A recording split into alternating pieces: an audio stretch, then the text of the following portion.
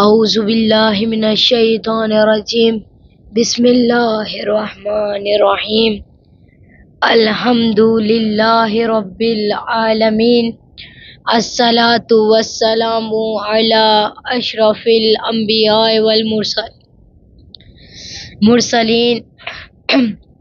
سیدنا و نبینا و طبیب نفوسنا و حبیب قلوبنا و شفیع ذنوبنا و مقتدانا و مولانا ابی القاسم محمد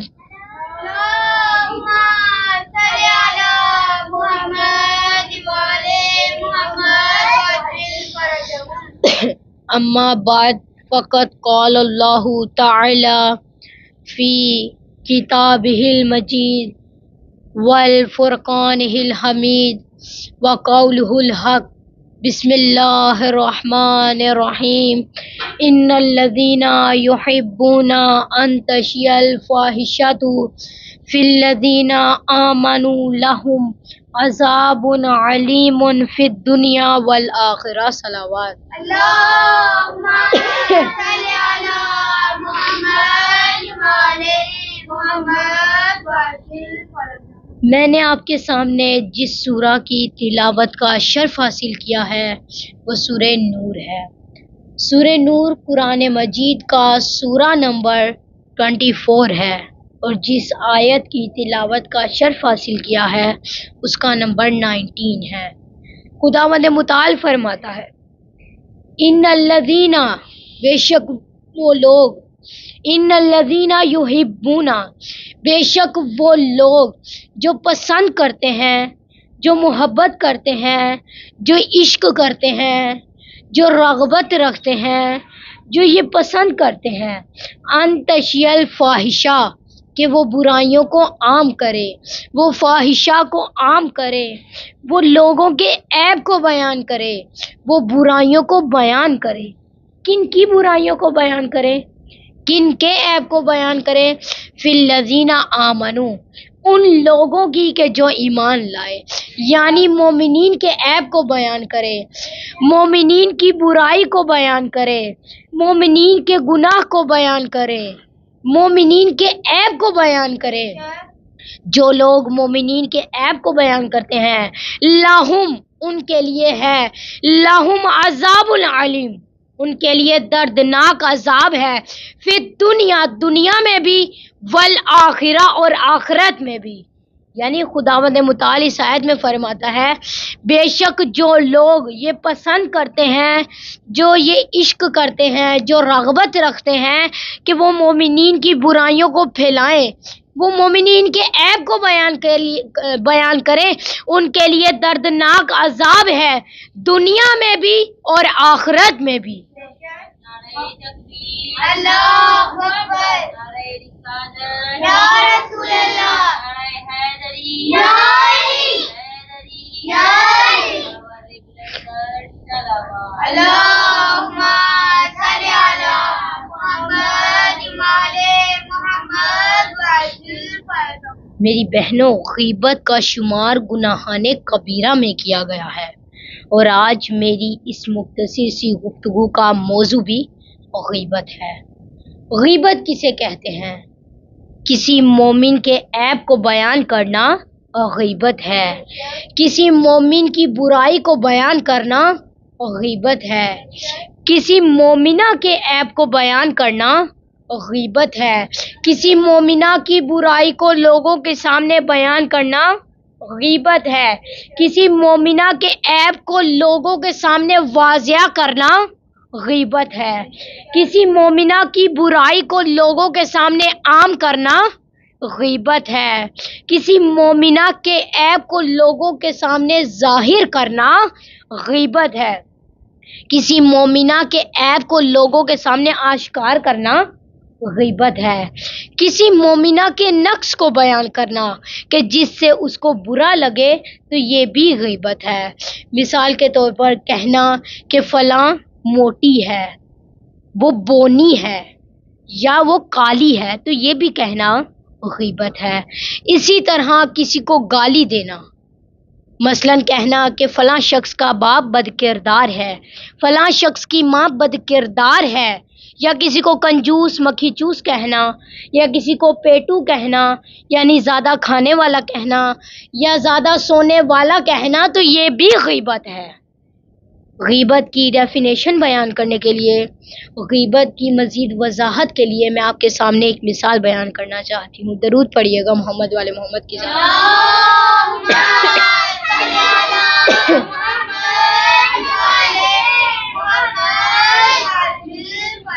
دیکھیں، بیماری دو طرح کی ہوتی ہے، ایک پین فل بیماری اور دوسری پین لیس بیماری۔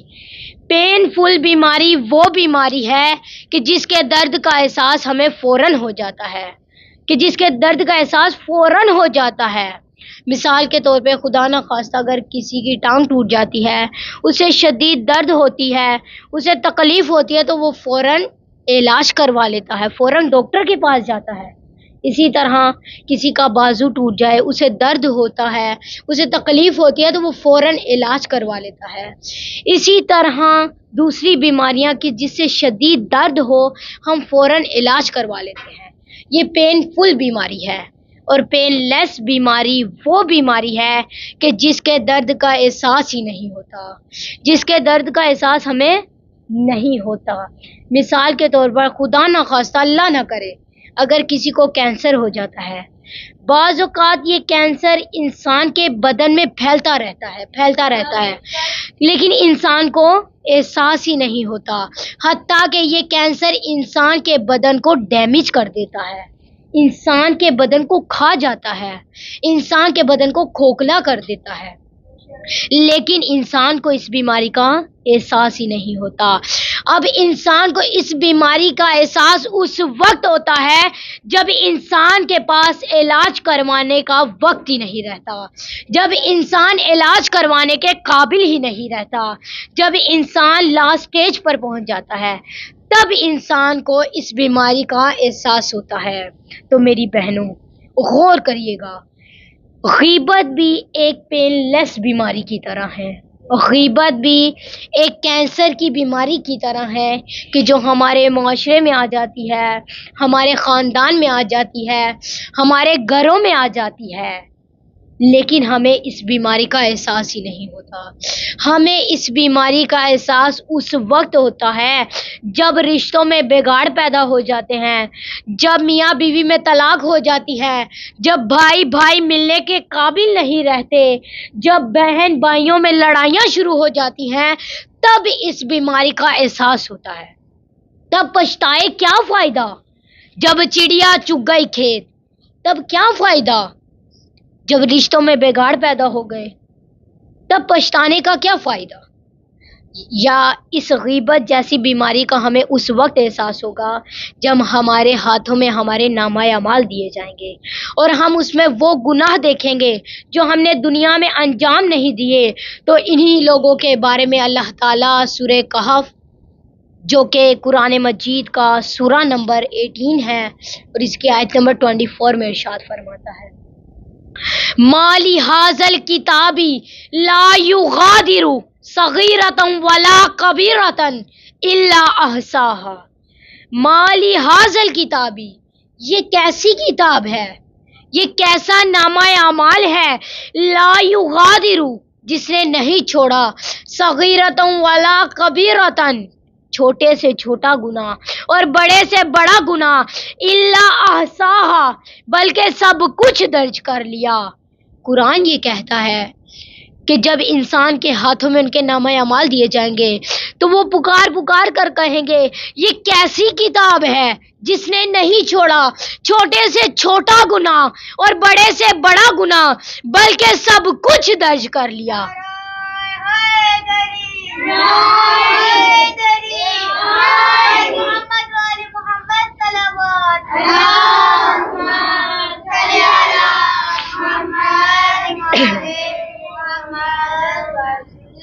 انسان کو اس دن حیرت کیوں ہوگی جب ان کے ہاتھوں میں ان کے نامہ اعمال دیے جائیں گے؟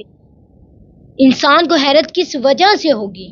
اس کی وجہ یہ ہے، انسان کو یا تو وہ نیکیاں یاد ہوں گی جو اس نے دنیا میں انجام دی تھی، یا وہ گناہ یاد ہوں گے جس کی اس نے توبہ کر لی تھی۔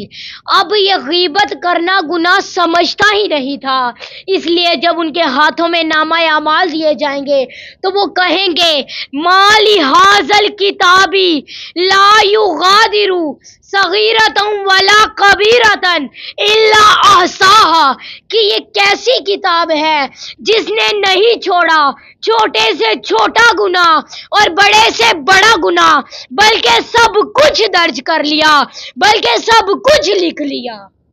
آواز بلند تر صلوات اللہم صلی علی محمد وعلی محمد۔ رسول اللہ صلی اللہ علیہ وآلہ وسلم فرماتے ہیں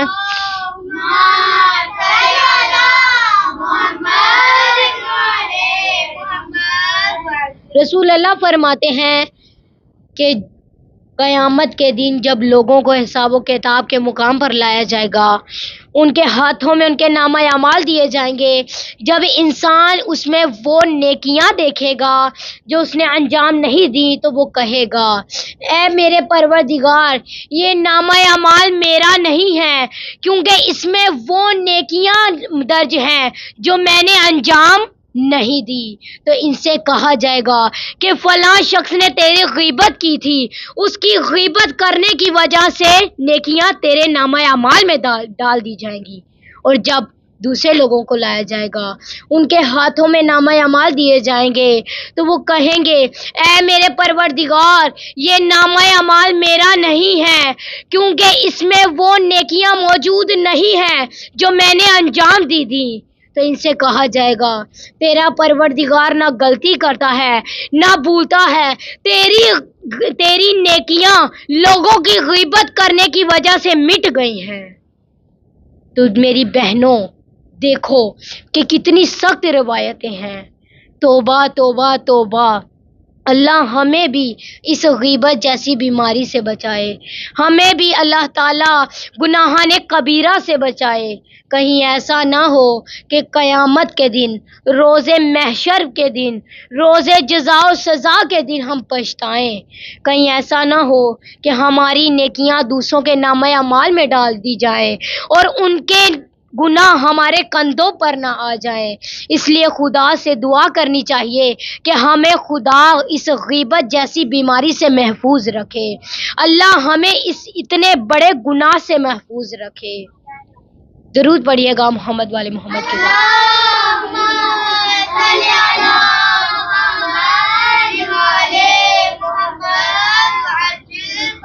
غیبت کرنا ہر مرد اور عورت کے لیے حرام ہے۔ کیوں حرام ہے؟ توجہ ہے، کیوں حرام ہے؟ کیونکہ امام جعفر صادق علیہ السلام فرماتے ہیں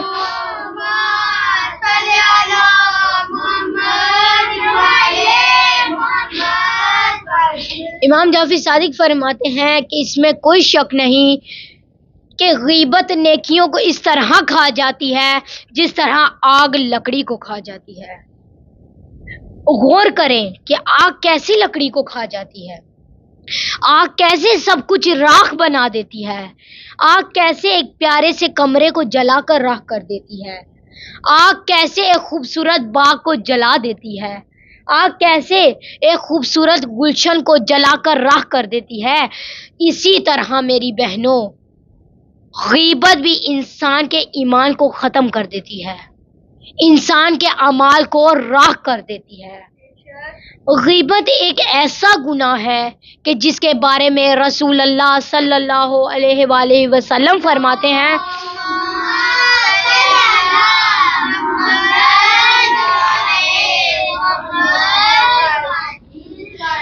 کہ غیبت کا گناہ بڑے بڑے گناہوں سے بھی بدتر گناہ ہے، کیونکہ اگر کوئی بڑے سے بڑا گناہ کرتا ہے یعنی گناہان کبیرہ کرتا ہے تو وہ اس کی توبہ کر لیتا ہے اور خدا اسے معاف کر دیتا ہے، لیکن خدا غیبت کرنے والوں کو معاف نہیں کرتا جب تک جس کی اس نے غیبت کی ہے اسے معافی نہ مانگ لے۔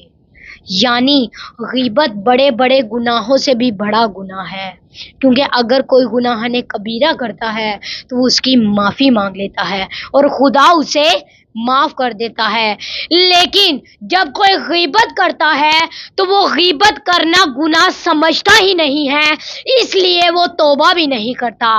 اب غیبت کا کفارہ یہ ہے کہ جس کی اس نے غیبت کی ہے اس سے معافی نہ مانگ لے تب تک خدا بھی اسے معاف نہیں کرتا، کیونکہ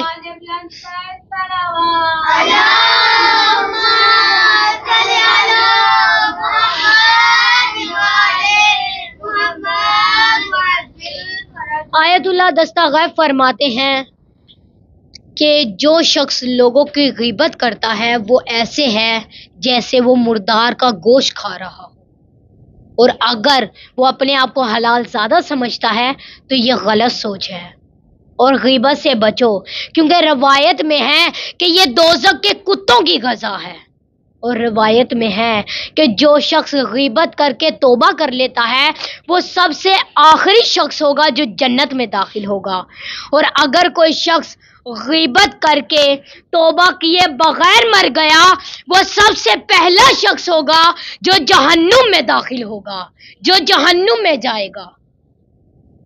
تو غیبت ایک بہت بڑا گناہ ہے، غیبت سے بچو، کیونکہ قرآن میں اللہ تعالیٰ سورہ حجرات کی آیت نمبر 12 میں ارشاد فرماتا ہے، یا ایھا الذین آمنوا اجتنبوا کثیرا من الظن ان بعض الظن اثم ولا تجسسوا ولا یغتب بعضکم بعضا ایحب احدکم ان یاکل لحم اخیہ میتا فکرہتموہ واتقوا اللہ ان اللہ تواب الرحیم۔ اللہم صل علی محمد وعلی محمد وسلم۔ قرآن فرماتا ہے یا ایھا الذین آمنوا، اے ایمان لانے والو، اے ایمان رکھنے والو، اے اللہ کے نیک اور صالح لوگو، اے با ایمان لوگو، اجتنبوا کثیرا من الظن، اجتنبوا بچو، کثیرا من الظن بہت سے گمانوں سے، یعنی خدا فرماتا ہے کہ اے ایمان لانے والو بہت سے گمانوں سے بچو، بہت سے ٹیووں سے بچو، بہت سے اندازوں سے بچو، بہت سے تکوں سے بچو۔ کیوں؟ کیونکہ انا بعض الظن اسم، بعض گمان اسم ہوتے ہیں، بعض گمان گناہ ہوتے ہیں۔ ولا تجسسوا، اور تجسس نہ کرو، لوگوں کی ذاتی معاملات میں تجسس نہ کرو، لوگوں کی زندگیوں میں تجسس نہ کرو، لوگوں کے عیب تلاش نہ کرو۔ ولا یغتب بعضکم بعضا، اور نہ ہی ایک دوسرے کی غیبت کرو، اور نہ ہی عیب بیان کرو، اور نہ ہی برائی کرو۔ انا بعض الظن اسم ولا تجسسوا ولا یغتب بعضکم بعضا، اور نہ ہی غیبت کرو۔ ایحب احدکم، کیا تم میں سے کوئی ایک پسند کرے گا، کیا ان یاکل لحم، کہ وہ کھائے، کیا کھائے، لحم اخیہ، اپنے بھائی کا گوشت، میتن، مری ہوئی حالت میں۔ قرآن یہ کہتا ہے فکرہتموہ، بس تمہیں پسند نہیں آئے گا، تم کراہت کرو گے۔ اب خدا نخواستہ اگر کسی کا بھائی فوت ہوتا ہے، بھائی فوت ہو جاتا ہے، اس کا دل رنجیدہ ہوتا ہے، اس کا دل غمگین ہوتا ہے، آنکھوں میں آنسو ہوتے ہیں، تو قرآن کہتا ہے کہ ایسی صورت میں تم پسند کرو گے اپنے بھائی کا گوشت کھاؤ؟ قرآن کہتا ہے تمہیں پسند نہیں آئے گا، تم کراہت کرو گے۔ تو امام حسن عسکری علیہ السلام فرماتے ہیں اللہم صل علی محمد وعلی محمد وسلم۔ امام حسن عسکری فرماتے ہیں کہ تمہارا اپنے مومن بھائی کی غیبت کرنا مردار کھانے سے بھی بڑا حرام ہے۔ اسی طرح رسول اللہ صلی اللہ علیہ وآلہ وسلم فرماتے ہیں کہ جب میں معراج کی شب گیا تو میں نے ایسے لوگوں کو وہاں پر دیکھا کہ جو جہنم میں مردار کھا رہے تھے، تو میں نے جبرائیل سے پوچھا یہ کون سے لوگ ہیں؟ تو جبرائیل نے جواب دیا یہ وہ لوگ ہیں جو دنیا میں گوشت کھاتے تھے، لوگوں کا گوشت کھاتے تھے، یعنی غیبت کرتے تھے. یعنی غیبت کرنا ایسے ہے جیسے وہ مردار کا گوشت کھا رہا ہو.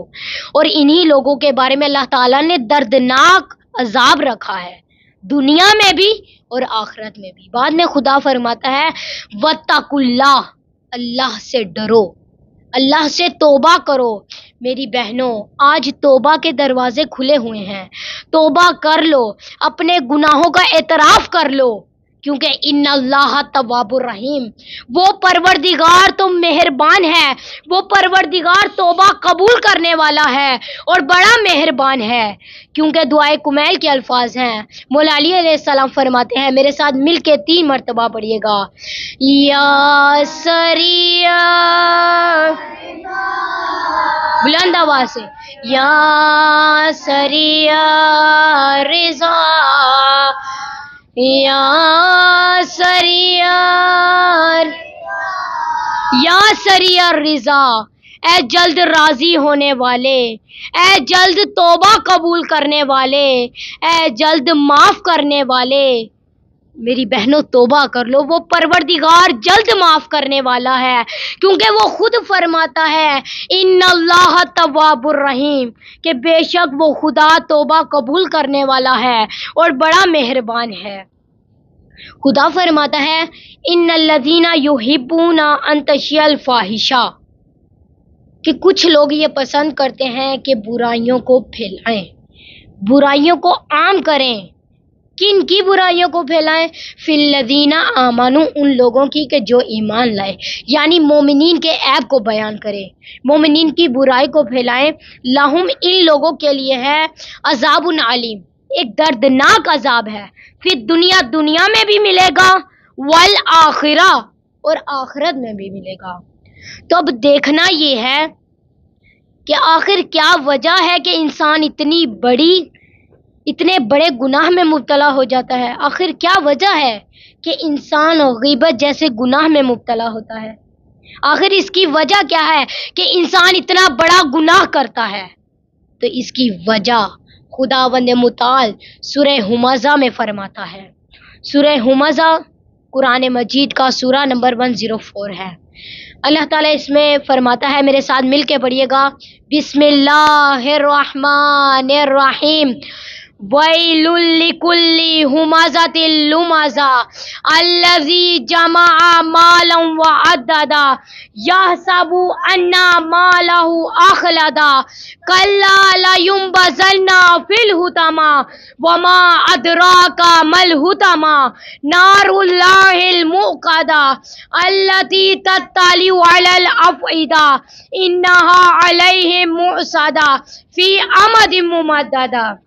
خدا اس میں فرماتا ہے ویل لکل ہمزۃ لمزہ، ویلو، وائے ہو، لعنت ہو، افسوس ہو، لکل، ہر شخص پر، ہر فرد پر، ہر ایک پر، ہمزاتی، جو عیب نکالتا ہے، جو عیب تلاش کرتا ہے، جو عیب ڈھونڈتا ہے، لمزہ، اور لوگوں کے سامنے بیان کرتا ہے، لوگوں کے سامنے غیبت کرتا ہے، لوگوں کے سامنے عیب بیان کرتا ہے، لوگوں کے سامنے برائی بیان کرتا ہے. یعنی خدا فرماتا ہے لعنت ہو اس پر کہ جو عیب نکالتا ہے اور لوگوں کو بیان کر دیتا ہے، لوگوں کے سامنے جا کر عیب بیان کرتا ہے. یہ کیوں عیب بیان کرتا ہے؟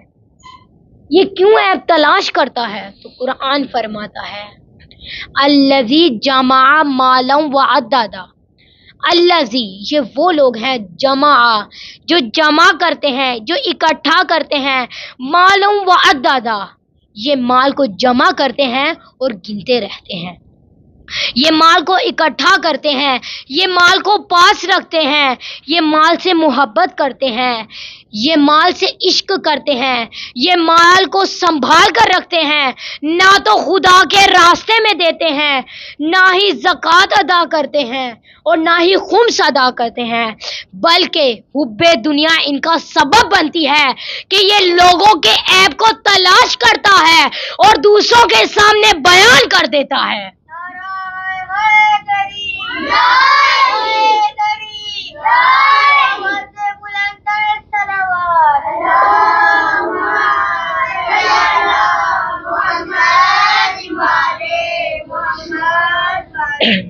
حب دنیا ان کا سبب بنتی ہے کہ یہ لوگوں کے عیب کو نکالتے ہیں اور دوسروں کے سامنے بیان کر دیتے ہیں. اسی لیے تو رسول خدا نے فرمایا حب الدنیا راس کلی خطیہ، کہ حب دنیا تمام برائیوں کی جڑ ہے. تمام برائیوں کی جڑ حب دنیا ہے. اس کے بعد خدا نے فرمایا یحسب، یہ گمان کرتا ہے، یہ سوچتا ہے، یحسب انا، یہ کہ مالہ، اس کا مال اخلادہ، اس کے پاس ہمیشہ رہے گا. یعنی یہ سوچتا ہے کہ میرا مال میرے پاس ہمیشہ رہے گا، میرا مال مجھے محفوظ رکھے گا، میرا مال میری حفاظت کرے گا. اخلادہ، ہمیشہ، ہمیشہ میرا مال مجھے محفوظ رکھے گا. کلا، ہرگز نہیں ایسا ہو سکتا. اسی کے زیر میں آپ کے سامنے ایک عبرت ناک واقعہ آپ کی خدمت میں عرض کرنا چاہتی ہوں. درود پڑھیے گا محمد والے محمد.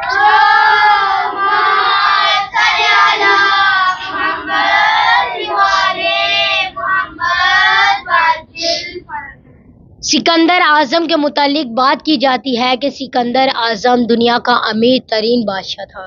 اس نے آدھی دنیا کو فتح کیا تھا.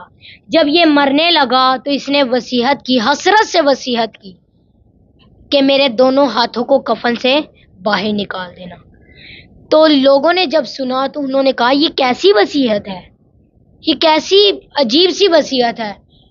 تو سکندر اعظم نے کہا کہ میرے دونوں ہاتھوں کو کفن سے باہر رکھنا، اس کی وجہ یہ ہے تاکہ دنیا کو پتہ چلے کہ آدھی دنیا کو فتح کرنے والا سکندر اعظم اس دنیا میں خالی ہاتھ آیا تھا اور خالی ہاتھ اس دنیا سے جا رہا ہے، تاکہ انسان عبرت حاصل کرے. مجھے دیکھ کر لوگ عبرت کی نگاہ سے دیکھیں اور پتہ چلے کہ بے شک انسان اس دنیا میں خالی ہاتھ آیا ہے اور خالی ہاتھ ہی لوٹ کر جانا ہے. دنیا کے اے مسافر، منزل تیری قبر ہے. دنیا کے اے مسافر، منزل تیری قبر ہے. طے کر رہا ہے جو تو، 2 دن کا یہ سفر ہے. دنیا کے اے مسافر، منزل تیری قبر ہے. طے کر رہا ہے جو تو، 2 دن کا یہ سفر ہے. آنکھوں سے تو نے اپنے کتنے جنازے دیکھے، آنکھوں سے تو نے اپنے کتنے جنازے دیکھے. ہاتھوں سے تو نے اپنے دفنائے کتنے مردے، ہاتھوں سے تو نے اپنے دفنائے کتنے مردے. انجام سے تو اپنے کیوں اتنا بے خبر ہے. دنیا کے اے مسافر، منزل تیری قبر ہے. مخمل پہ سونے والے مٹی میں سو رہے ہیں، مخمل پہ سونے والے مٹی پہ سو رہے ہیں. شاہ و گدا یہاں پر سب ایک ہو رہے ہیں، شاہ و گدا یہاں پر سب ایک ہو رہے ہیں. دونوں ہوئے برابر، موت کا یہ اثر ہے. دنیا کے اے مسافر، منزل تیری قبر ہے. نعرہ تکبیر، اللہ اکبر، نعرہ تکبیر، اللہ اکبر، نعرہ رسالت، یا رسول اللہ، نعرہ رسالت، یا رسول اللہ، نعرہ حیدری، یا علی، حیدری، یا علی، محمد و آل محمد صلوات. اللہم صلی علی محمد و آل محمد. دنیا کے اے مسافر، منزل تیری قبر ہے. طے کر رہا ہے جو تو، 2 دن کا یہ سفر ہے. मिट्टी के पुतले तुझको मिट्टी में है समाना, मिट्टी के पुतले तुझको मिट्टी में है समाना, एक दिन यहाँ तू आया एक दिन यहाँ से जाना, एक दिन यहाँ तू आया एक दिन यहाँ से जाना, रुकना नहीं यहाँ पर जारी तेरा सफर है, दुनिया के है मुसाफिर मंजिल तेरी कब्र है, ये ऊंचे ऊंचे महल कुछ काम के नहीं हैं, ये ऊंचे ऊंचे महल कुछ काम के नहीं हैं, ये आलीशान बंगले कुछ काम के नहीं हैं, ये आलीशान बंगले कुछ काम के नहीं हैं, 2 गज जमी का टुकड़ा छोटा सा तेरा घर है, दुनिया के ए मुसाफिर मंजिल तेरी कब्र है, तय कर रहा है जो तू 2 दिन का ये सफर है। अल्लाहु अकबर, या रसूल अल्लाह, या अली, अल्लाहुम्मा सल्ली अला मुहम्मद वाले मुहम्मद। यह सब इंसान ये गुमान करता है अन्ना ये के मालाहू उसका माल अखलादा उसे हमेशा महफूज रखेगा, कल्ला हरगिज ऐसा नहीं हो सकता कि इंसान का माल उसे महफूज रखे, लयुम्बज़न्ना उसे दाखिल किया जाएगा, उसे डाला जाएगा फिल हुतामा जहन्नुम की एक वादी में, वमा अदरा का और तुम्हें क्या पता मल हुतामा कि जहन्नुम की वादी क्या है, तुम्हें क्या पता कि जहन्नुम की वादी क्या है, नारुल्लाही ये अल्लाह की आग है, नारुल्लाहिल मुक़दा ये भड़कती हुई आग है, यानी ये अल्लाह की भड़कती हुई आग है, अल्लती और ये आग तत्तालिउ निकलेगी अलल अफ़इदा लोगों के दिलों से, ये आग लोगों के दिलों से निकलेगी, इन्नहा और ये आग अलैहिम मुअसादा घेरे हुए होगी फी आमदी मुमद्दादा लंबे लंबे सतूनों में, यानी ये आग लोगों को घेरे हुए होगी लंबे लंबे सतूनों में। तो मेरी बहनों जरा गौर करें कि कल्ला हरगिज नहीं ऐसा हो सकता कि इंसान का माल उसे महफूज रखे, अगर इंसान का माल उसे महफूज रखता तो कारून का माल भी उसे महफूज रखता। आपको पता है कि कारून के खजाने की चाबियां ऊंटों पर जाती थीं। अल्लाह ताला कारून के वाक़े को सूरह कसस जो कि कुरान मजीद का सूरा नंबर 28 है इसके आयत नंबर 76 में इरशाद फरमाता है, इन्ना कारूना काना मिन कौमी मूसा, इन्ना बेशक कारूना कारून, इन्ना कारूना काना मिन कौमी मूसा, बेशक कारून हजरत मूसा की कौम में से था, बेशक कारून हजरत मूसा की कौम में से था। और मशहूर है कि कारून हजरत मूसा का करीबी रिश्तेदार था, चाचाजाद भाई था या खालाजाद भाई था, और कारून हजरत मूसा का उम्मती था। कारून तौरात का इल्म जानता था और मोमिनीन की सब में बैठता था, लेकिन दौलत का घमंड, दौलत का इश्क, दौलत का गरूर उसे कुफ्र की आगोश में ले गया और उसे जमीन में गर्क कर दिया। इसके पास दौलत तो बहुत ज्यादा थी, इसने दौलत तो बहुत कमाई, लेकिन इसका ईमान मजबूत नहीं था। कुरान इसकी दौलत का अंदाजा ये बताता है कि हमने कारून को इतने खजाने दिए कि इसके खजाने को उठाने के लिए एक ताकतवर गिरोह के लिए मुश्किल हो जाता था। तो अब कुरान कारून की दौलत का आलम ये बताता है कि फ़खरजा अला कौमिही फी ज़ीनती, फ़खरजा बस जब कारून निकलता, अला कौमिही अपनी कौम के दरमियान से, फी ज़ीनती ज़ीनत के साथ निकलता, यानी जब कारून अपने घर से निकलता, अपनी कौम के दरमियान से गुजरता तो ज़ीनत के साथ, सजावट के साथ, सज धज कर निकलता, करोफर के साथ निकलता। कारून के साथ 4000 गुलामों की कतार ہوتی کہ وہ بنی اسرائیل کے درمیان سے گزرتا اور اس کے ساتھ کنیزیں ہوتی جو سفید کھچروں پر بیٹھتی تھیں۔ تو اب قارون سج دھج کے نکلتا، قارون زینت کے ساتھ نکلتا۔ اب جو لوگ دیکھ رہے ہوتے تھے وہ حسرت سے کہتے تھے، قال الذین، وہ لوگ کہتے تھے، یریدون الحیات الدنیا، جو حب دنیا رکھتے تھے، جو دنیا کی محبت رکھتے تھے، وہ کہتے تھے یا لیتا، ای کاش، لانا ہمارے لیے بھی ہوتا، ای لانا، یا لیتا، یا لیتا، ای کاش، لانا ہمارے لیے بھی ہوتا، ما اوتیا، جو عطا کیا، ما اوتیا قارون، جو قارون کو عطا کیا۔ یعنی لوگ کہتے تھے کہ ہمارے پاس بھی ویسی مال و دولت ہوتی جیسی قارون کے پاس ہے، ہمارے پاس بھی قارون جیسا مال ہوتا، ہمارے پاس بھی قارون جیسی دولت ہوتی۔ لیکن ایک روز جب حضرت موسیٰ نے زکوٰۃ دینے کا حکم دیا تو جب قارون نے حساب لگایا تو اس کی کثیر رقم بن رہی تھی، تو اس نے دینے سے انکار کر دیا اور کہا، قال انما اوتیتہ علی علم عندی، قارون نے کہا انما، فقط اور فقط، اوتیتہ، میرے پاس جو بھی مال و دولت ہے، علی علم عندی، میرے علم کی وجہ سے میرے پاس ہے۔ یعنی اس نے زکوٰۃ دینے سے انکار کر دیا اور اس نے سوچا کہ حضرت موسیٰ کو ذلیل و رسوا کروں۔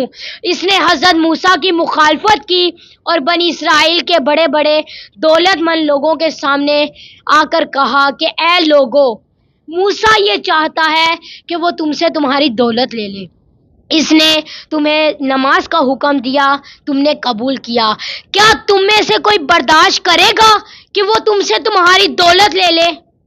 اب دولت کا نشہ، دولت کا غرور، دولت کا عشق اس کو اس حد تک لے گیا کہ اس نے سوچا کہ وہ حضرت موسیٰ کی مخالفت کرے، حضرت موسیٰ پر الزام لگائے، میں مقابلہ کروں۔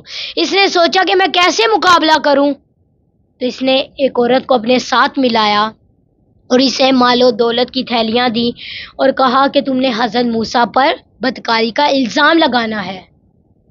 تو اس عورت نے جب وہ تھیلیاں لی اور دوسری طرف قارون حضرت موسیٰ کے پاس گیا اور کہا کہ آپ ہمیں الہی احکام سنائیں، تو حضرت موسیٰ جب منبر پر گئے اور کہا کہ اے لوگو، اللہ سے ڈرو، اللہ کی اطاعت کرو، اللہ کی عبادت کرو، نماز قائم کرو، غلط کام نہ کرو اور نہ ہی بدکاری کرو۔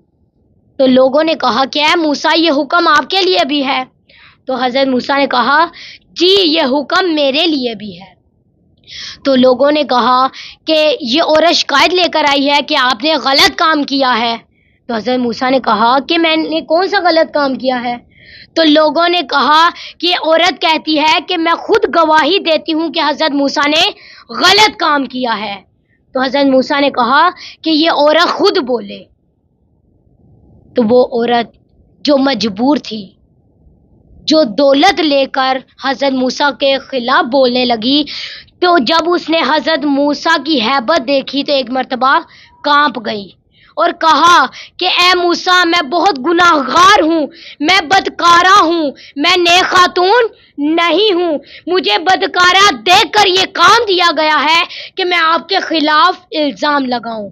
میں جتنی بھی گناہ گار ہوں، میں جتنی بھی بدکارہ ہوں، لیکن میں آپ کے خلاف نہیں بولوں گی۔ تو اس عورت نے کہا کہ اس وقت تو میں نے مال و دولت کی محبت میں پیسے وصول کر لیے، لیکن اب میں گواہی دیتی ہوں کہ آپ نے ایسا کام نہیں کیا۔ اب میں اپنے گناہوں کی معافی مانگتی ہوں کہ آپ نے ایسا کام نہیں کیا۔ تو میری بہنوں، ایسے موقع پر وہ عورت جو بدکارہ تھی، جو گناہ گار تھی، جو نیک خاتون نہیں تھی، خدا نے اس کے گناہ معاف کر دیے، خدا نے اس کے تمام گناہ معاف کر دیے، اور وہ قارون جو مومنین کی سب میں بیٹھتا تھا، جو حضرت موسیٰ کا رشتہ دار تھا، جو توریت کا علم جانتا تھا، اس پر عذاب پروردگار آ رہا تھا۔ فَخَسَفْنَا بِهِ وَبِدَارِهِ الْأَرْضَ، فَخَسَفْنَا پس ہم نے ڈھانس دیا، پس ہم نے دفن کر دیا، پس ہم نے غرق کر دیا بِهِ قارون کو، وَبِدَارِهِ الْأَرْضَ زمین میں، یعنی بے شک ہم نے قارون کو اس کے مال و دولت کے ساتھ زمین میں ڈھانس دیا، ہم نے زمین میں دفن کر دیا، ہم نے زمین میں غرق کر دیا۔ یعنی خداوند متعال فرماتا ہے کہ وہ مال و دولت جو قارون کی شان و شوکت بنی ہوئی تھی، اس کے ساتھ ہم نے زمین میں اس کو ڈھانس دیا، اس کے مال و دولت کے ساتھ، اس کے گھر کے ساتھ اسے زمین میں غرق کر دیا، زمین نے اسے نگل لیا، یہ ملیا میٹ ہو گیا، زمین بوس ہو گیا۔ تو اب وہ لوگ جو دیکھ کر کہتے تھے یا لیتا، اے کاش لانا ہمارے پاس بھی ہوتا ما اوتیا، جو دولت ہے قارون کے پاس، جو کہتے تھے کہ اے کاش ہمارے پاس بھی قارون جیسی دولت ہوتی، تو ایک مرتبہ وہ خدا کا شکر کرنے لگے اور کہنے لگے اے میرے پروردگار، ہم اس پر ہی راضی ہیں جو تو نے ہمیں عطا کیا، اور ہم شکر کرتے ہیں کہ اللہ نے ہمیں قارون جیسی دولت نہیں دی۔ جب انہوں نے قارون کا انجام دیکھا تو انہوں نے پروردگار کا شکر ادا کیا کہ اے میرے پروردگار، تو نے ہمیں مال و دولت، ہمیں قارون جیسا مال نہیں دیا، کیونکہ اللہ تعالیٰ فرماتا ہے فَخَسَفْنَا بِهِ وَبِدَارِهِ الْأَرْضَ، ہم نے زمین میں قارون کو اور اس کے گھر کو زمین میں غرق کر دیا، ہم نے زمین میں دفن کر دیا۔ اب جو دیکھنے والی چیز ہے، اب جو دیکھنے کی چیز ہے وہ یہ ہے کہ فرعون کہاں غرق ہوا۔ فرعون وہ دریائے نیل جسے صبح شام دیکھتا تھا، جسے اپنے گھر کی زینت سمجھتا تھا اور خوش ہوتا تھا کہ یہ میرے گھر کے آگے سے گزرتی ہے، تو جب عذاب پروردگار آیا تو وہ اسی پانی میں غرق ہو گیا۔ اب لوگ دیکھ کر کہتے تھے کہ یہ عجیب بات ہے کہ فرعون دریائے نیل کی موجوں میں غرق ہو گیا اور قارون اپنے مال و دولت جو اس کی زینت بنی ہوئی تھی اس کے ساتھ غرق ہو گیا۔ تو قارون اور اس کے ساتھی اس پانی میں غرق ہوئے جو زندگی کا عظیم سرمایہ تھا، جو زندگی کا عظیم سرمایہ تھا، اس پانی میں غرق ہو گیا۔ وہ دریائے نیل جو زندگی کا عظیم سرمایہ تھا، فرعون اپنے ساتھیوں کے ساتھ وہاں غرق ہو گیا، اور وہ قارون اس مال و دولت کے ساتھ غرق ہوا کہ جو اس کے گھر کی زینت بنی ہوئی تھی۔ اس لیے تو پروردگار نے فرمایا، اللہ تعالیٰ سورہ انعام میں ارشاد فرماتا ہے، جو کہ سورہ انعام قرآن مجید کا سورہ نمبر 7 ہے اور اس کی آیت نمبر 11 ہے۔ اللہ تعالیٰ اس میں فرماتا ہے سیرو فی الارض، سفر کرو، سیر کرو، تفریح کرو، فی الارض زمین میں۔ خدا فرماتا ہے سیرو فی الارض، زمین میں سفر کرو، سیرو فی الارض کیف کان عاقبۃ للمکذبین۔ خدا فرماتا ہے، معذرت کے ساتھ خدا فرماتا ہے سیرو فی الارض، زمین میں سفر کرو، سیرو فی الارض ثم انظروا، اور پھر دیکھو، عبرت حاصل کرو، عبرت کی نگاہ سے دیکھو، دیدہ عبرت حاصل کرو، کیف کانا، کہ کیا ہوا، عاقبۃ المکذبین، جھوٹوں کا انجام کیا ہوا۔ یعنی خداوند متعال فرماتا ہے کہ زمین میں سفر کرو اور پھر دیکھو جھوٹوں کا انجام کیا ہوا۔ ایک جگہ اور خدا فرماتا ہے العاقبۃ للمتقین، کہ خیر کا انجام متقین کے لیے ہے، خیر کا انجام سچوں کے لیے ہے۔ یعنی خداوند متعال فرماتا ہے کہ زمین میں سفر کرو اور پھر دیکھو کہ جھوٹوں کا انجام کیا ہوا اور سچوں کا انجام کیا ہوا۔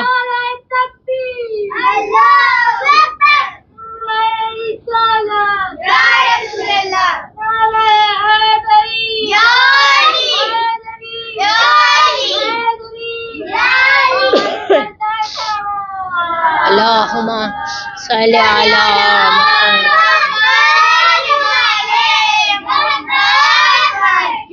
یعنی خداوند متعال فرماتا ہے کہ زمین میں سفر کرو اور پھر دیکھو کہ جھوٹوں کا انجام کیا ہوا اور سچوں کا انجام کیا ہوا.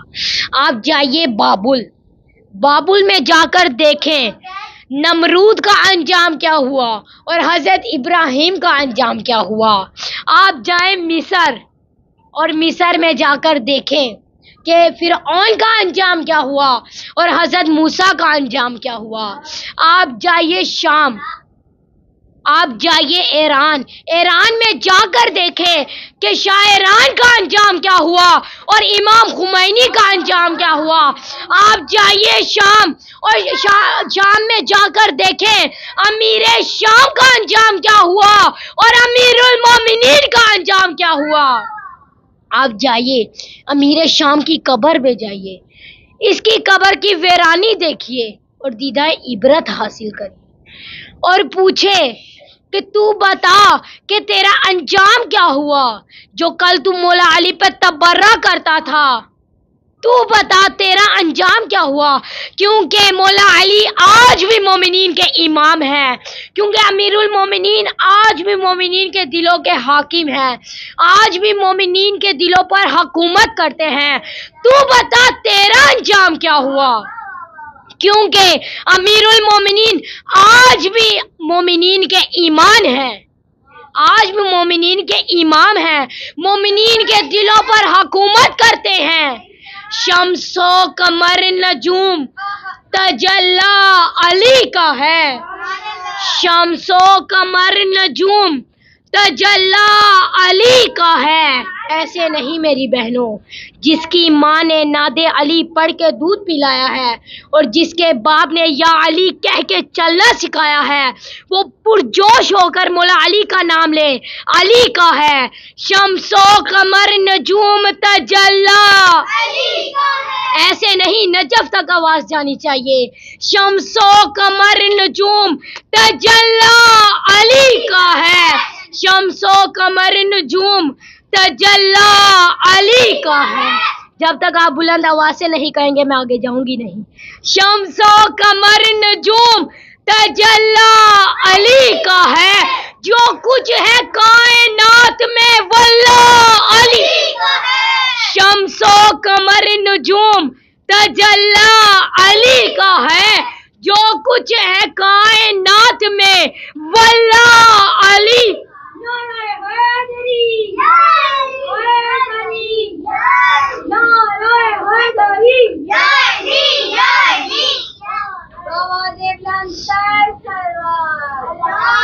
اللہم صلی علی محمد وعلی محمد. شمس و قمر نجوم تجلی علی کا ہے. جو کچھ ہے کائنات میں واللہ علی. اتری جو ذوالفقار تو بولے رسول حق، اتری جو ذوالفقار تو بولے رسول حق. عرش بری پہ اسلحہ خانہ علی کا ہے. شمس و قمر نجوم تجلی علی کا ہے. جو کچھ ہے کائنات میں واللہ علی کا ہے. اتری جو ذوالفقار تو بولے رسول حق، اتری جو ذوالفقار تو بولے رسول حق. عرش بری پہ اسلحہ خانہ علی کا ہے. منظر فضائے دہر میں سارا علی کا ہے. منظر فضائے دہر میں سارا علی کا ہے. جس سمت دیکھتی ہوں نظارہ علی کا ہے.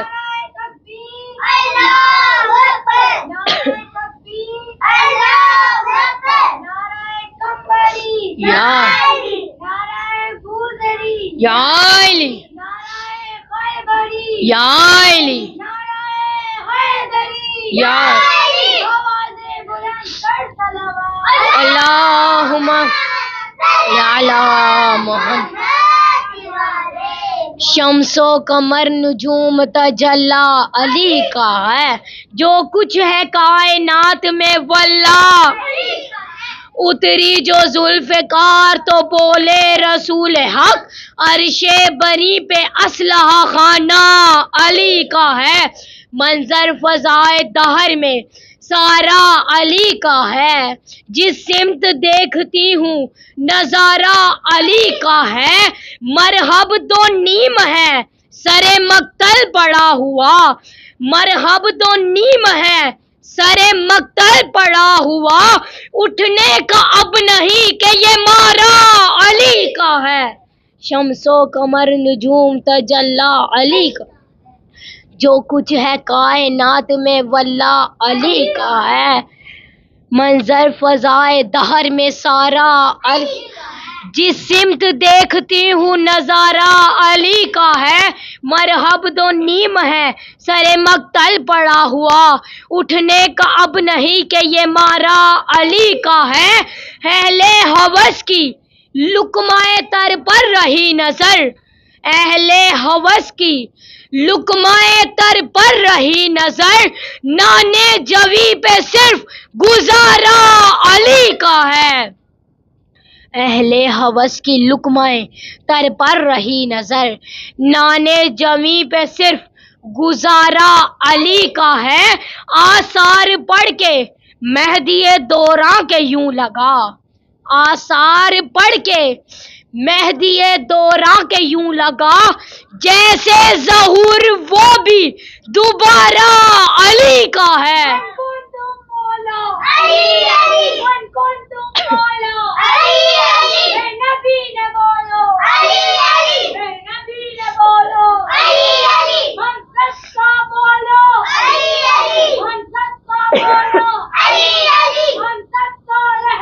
अली अली अली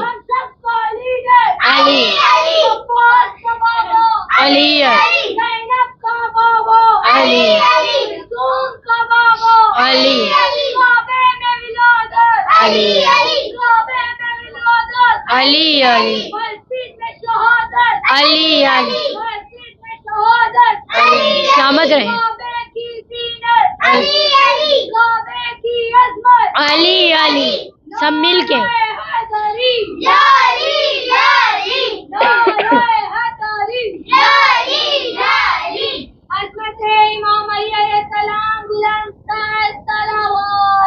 अल्लाहुम्मा सल्ली अला। खुदा फरमाता है सीरू फिल अर्ज सुमंजरू कैफा काना आकिबतुल मुकज़्ज़िबीन, जमीन में सफर करो और फिर देखो झूठों का अंजाम क्या हुआ।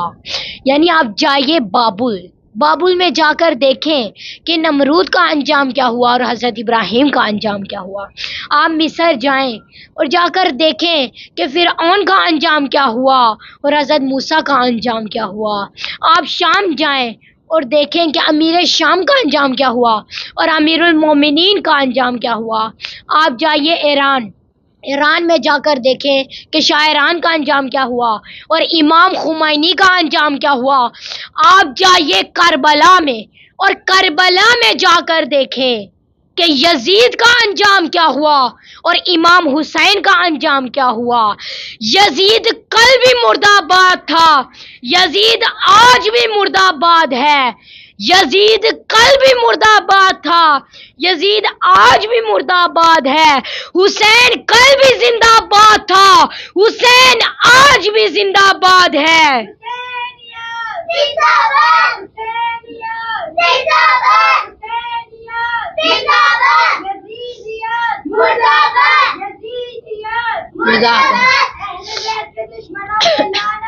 बेशुमार बेशुमार अल्लाहुम्मा सल्ली अला मुहम्मद। ज़हरा का लाल जाने पैगंबर हुसैन है, तवज्जो है ना। ज़हरा का लाल जाने पैगंबर हुसैन है, ज़हरा का लाल जाने पैगंबर हुसैन है। करबो बला सदव है تو گوہر حسین ہے، زہرا کا لال جانے پیمبر حسین ہے، کرب و بلا صدف ہے تو گوہر حسین ہے، کرب و بلا کی جنگ کا آغاز ہے غدیر، کرب و بلا کی جنگ کا آغاز ہے غدیر، منظر تو ہے علی پس منظر حسین ہے، زہرا کا لال جانے پیمبر حسین ہے، کرب و بلا صدف ہے تو گوہر حسین ہے، کرب و بلا کی جنگ کا آغاز ہے غدیر، منظر تو ہے علی پس منظر حسین ہے، نالین مصطفیٰ کے تلے کائنات ہے، نالین مصطفیٰ کے تلے کائنات ہے، اور مصطفیٰ کی پشت کے اوپر حسین ہے،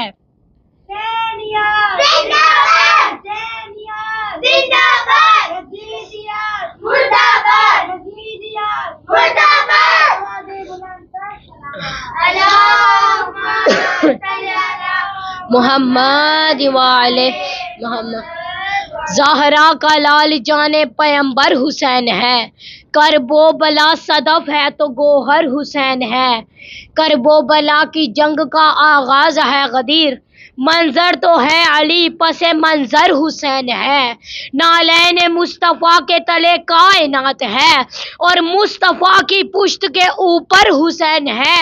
میری بہنوں یہاں توجہ کیجئے گا، فرش عذاب بچھا گئی زینب کا شکریہ، فرش عذاب بچھا گئی زینب کا شکریہ، یزید بے گھر ہو گیا گھر گھر حسین ہے،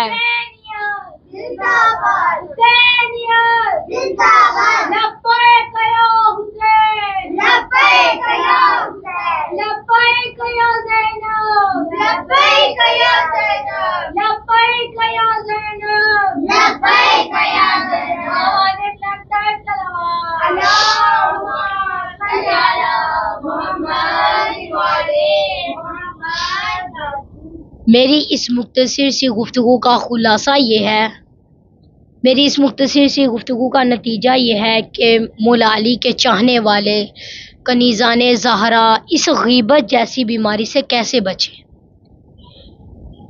تو شہید ثانی بہت ہی سادہ اور آسان لفظ میں فرماتے ہیں، سب سے پہلے اگر کوئی آپ کے سامنے غیبت کرے تو اسے فوراً منع کر دو۔ کیوں؟ اس کی وجہ یہ ہے کہ جو دوسروں کی غیبت کرتا ہے وہ یقیناً 100% آپ کی بھی غیبت کرتا ہے، آپ کی بھی باتیں دوسروں کو بتاتا ہے۔ اور دوسرا کہ اپنے دینی باعث سے بدگمان نہ ہو، کیونکہ خدا فرماتا ہے اجتنبوا کثیرا من الظن، بہت سے گمانوں سے بچو، بہت سے ٹیووں سے بچو، بہت سے تکوں سے بچو۔ کیوں؟ ان بعض الظن اسم، کیونکہ بعض اوقات گمان گناہ ہوتے ہیں، بعض اوقات گمان اسم ہوتے ہیں۔ اور تیسرا یہ ہے کہ تجسس نہ کرو، کیونکہ خدا فرماتا ہے ولا تجسسوا، تجسس نہ کرو، دوسروں کی ذاتی زندگیوں میں تجسس نہ کرو، دوسروں کے عیب تلاش نہ کرو۔ اور چوتھا یہ ہے کہ غیبت کو برا کام سمجھو، اچھا کام نہ سمجھو۔ اس کی وجہ یہ ہے کہ کہیں ایسا نہ ہو کہ تمہیں بھی عادت پڑ جائے غیبت کرنے کی۔ تو اللہ ہمیں اس غیبت جیسی بیماری سے محفوظ رکھے۔ خدا سے دعا ہے کہ ہمیں اتنے بڑے گناہ سے محفوظ رکھے، گناہان کبیرہ سے اللہ ہمیں محفوظ رکھے۔ درود پڑھیے گا محمد والے محمد کی ذات۔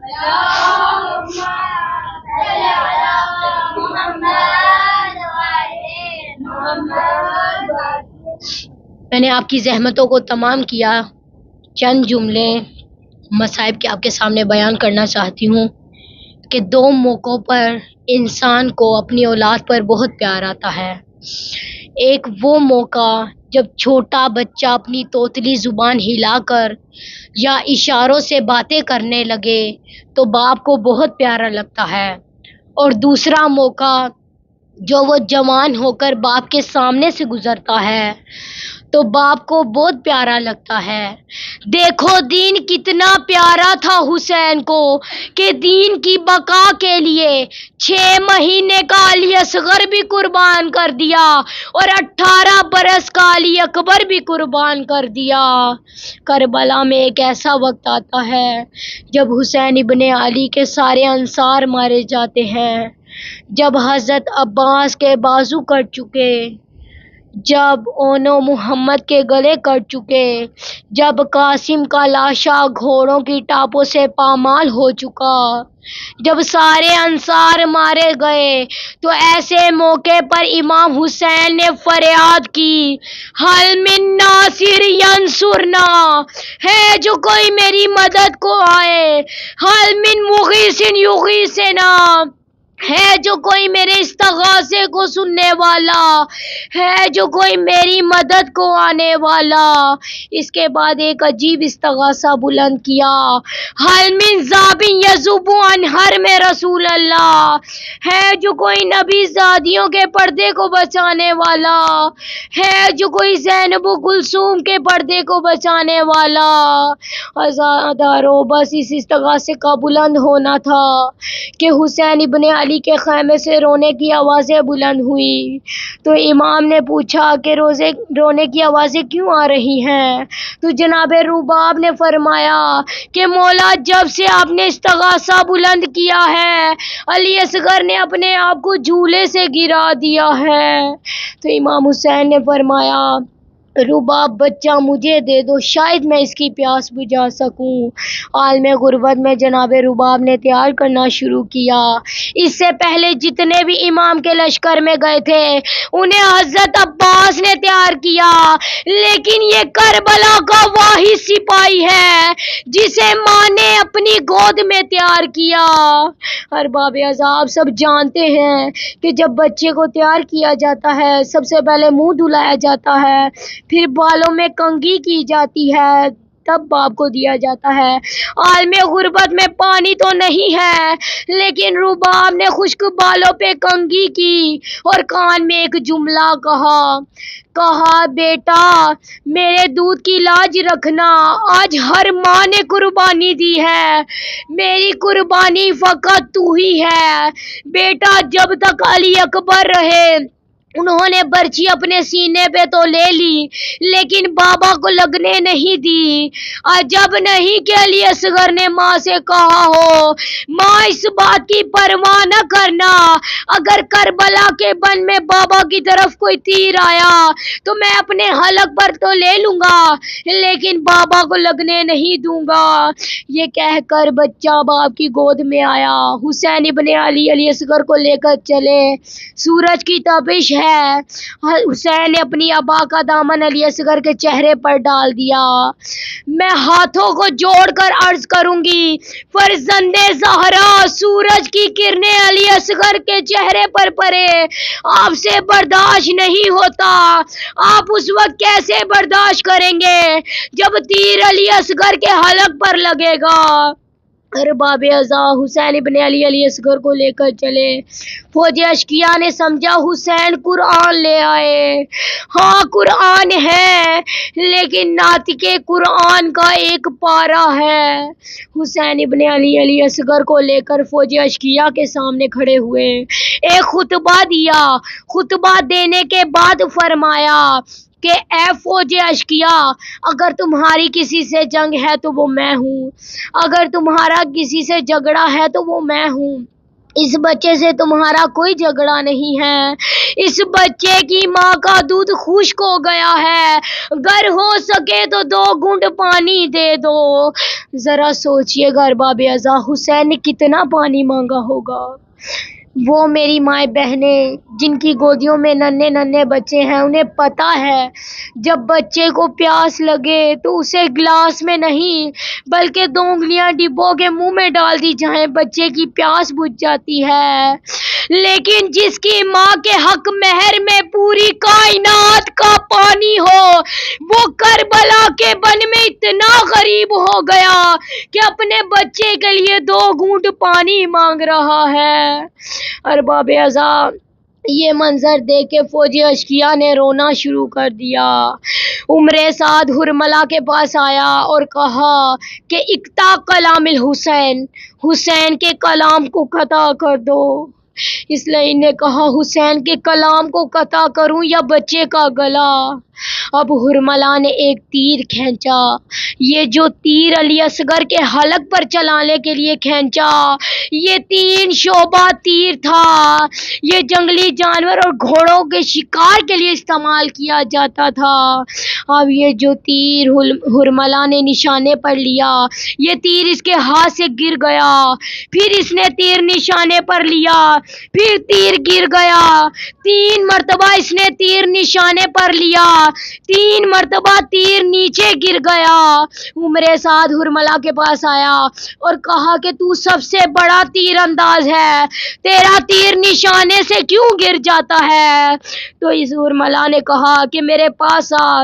جب میں نشانہ لیتا ہوں تو خیمے میں کالے برقعے والی بی بی سر پہ قرآن رکھ کر کہتی ہے، اے ہرملہ تو اپنا تیر بھی دیکھ اور بچے کا گلا بھی دیکھ۔ بس ارباب اعضاء مشکل گھڑی آ گئی، مصائب کی گھڑی آ گئی۔ اب اس نے تیر نشانے پر لیا، تیر علی اصغر کے حلق پر لگا، بچہ باپ کے ہاتھوں میں منقلب ہو گیا۔ تاریخ کہتی ہے علی اصغر نے ایسے جان دی ہے جیسے مچھلی پانی سے نکل کر جان دیتی ہے۔ جب مچھلی پانی سے نکلتی ہے، اچھلتی ہے، تڑپتی ہے، کبھی دائیں کروٹ لیتی ہے، کبھی بائیں کروٹ لیتی ہے، کبھی منہ کھولتی ہے، کبھی منہ بند کر دیتی ہے۔ ارباب اعضاء تاریخ کہتی ہے جب تیر علی اصغر کو لگا تو پہلے باپ کے ہاتھوں میں تڑپ گئے، کبھی دائیں کروٹ لی، کبھی بائیں کروٹ لی اور باپ کے ہاتھوں میں سو گئے۔ امام حسین کے ہاتھوں میں علی اصغر کا خون ہے۔ امام نے چاہا کہ آسمان کی طرف پھینکوں، آسمان نے کہا کہ میں قیامت تک بارش نہ ہو پائے گی۔ امام نے چاہا کہ زمین پر پھینکوں، زمین نے کہا مولا قیامت تک غلہ نہ اگ پائے گا۔ تو امام حسین نے علی اصغر کا خون اپنی داڑھی پر مل لیا تاکہ روز قیامت میں نانا کو دکھاؤں کہ کس طرح سے امت نے اجر رسالت ادا کیا۔ اسی منظر کو امیر انیس نے یوں بیان کیا، انکار آسماں کو ہے راضی زمین نہیں، انکار آسماں کو ہے راضی زمین نہیں، اصغر تیرے خون کا ٹھکانہ کہیں نہیں۔ الا لعنت اللہ علی القوم الظالمین۔ پروردگار سے دعا ہے، اے میرے پروردگار تجھے محمد والے محمد کا واسطہ، تجھے تیری عزت و جلال کا واسطہ، تجھے انبیاء کے نور کا واسطہ، اے میرے پروردگار بنت پیغمبر کا واسطہ، ام البنین زوجہ حیدر کا واسطہ، زہرا کی بیٹیوں کے کھلے سر کا واسطہ اور جو کربلا میں لٹ گیا اس گھر کا واسطہ۔ اے میرے پروردگار جو بے اولاد ہیں جناب علی اصغر کے صدقے میں انہیں نیک اور صالح اولاد عطا فرما۔